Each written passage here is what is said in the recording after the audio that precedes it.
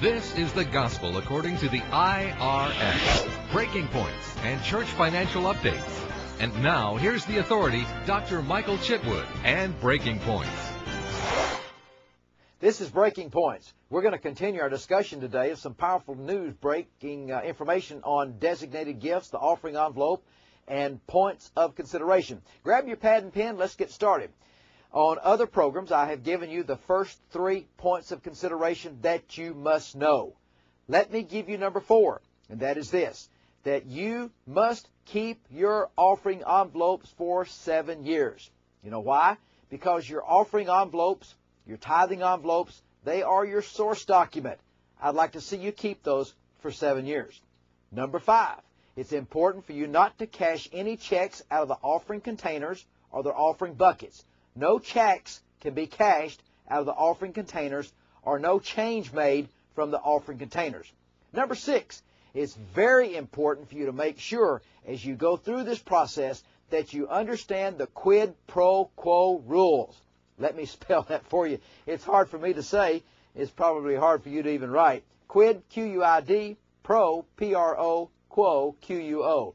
Quid pro quo rules. Here's what it means. It means if somebody gives a donation to your church because they use your church for a wedding, you can't give them a contribution right off of that because that's a rental fee. You can't do it. So quid pro quo, giving something in exchange for something else. So be careful about the quid pro quo rules.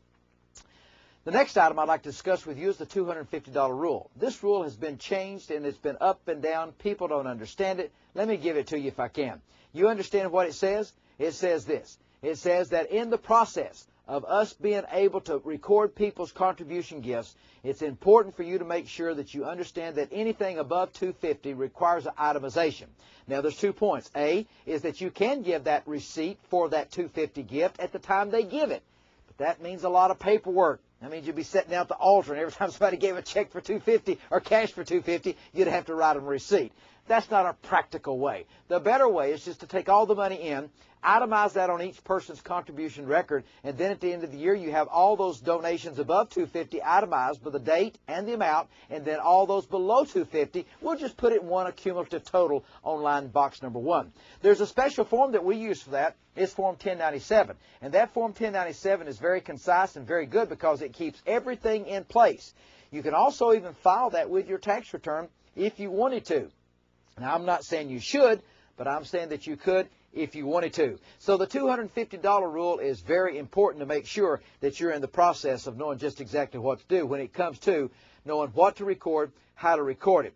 There are other points of consideration that you need to know about. These points of consideration is very important for you to make sure that you have your house in order. For example, some people like to throw welfare stamps into the offering bucket. Can you give those out to other people that need food and need shelter, need whatever they're for? No, you can't. There's other things that you need to realize that you can't do. There's other mandatory things that deals with money coming in, the offering envelope coming in. Now, what I would like to suggest to you is this. A lot of people think that you need to have a different envelope for every different subject. You don't.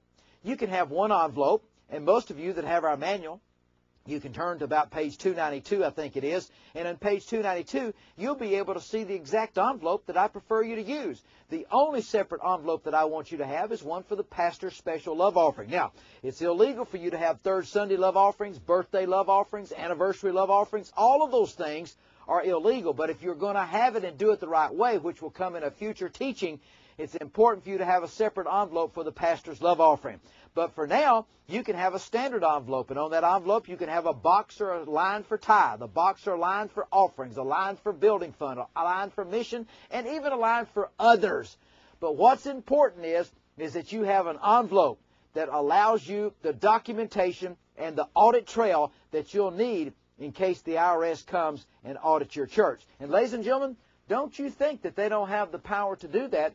And today is a day where that we need to make sure that every nonprofit, because the Corporate Scandal Act, the Corporate Greed Act, and the Corporate Responsibility Act, this is all through the Sarbanes and Oxley bill. The churches have a higher standard to live to.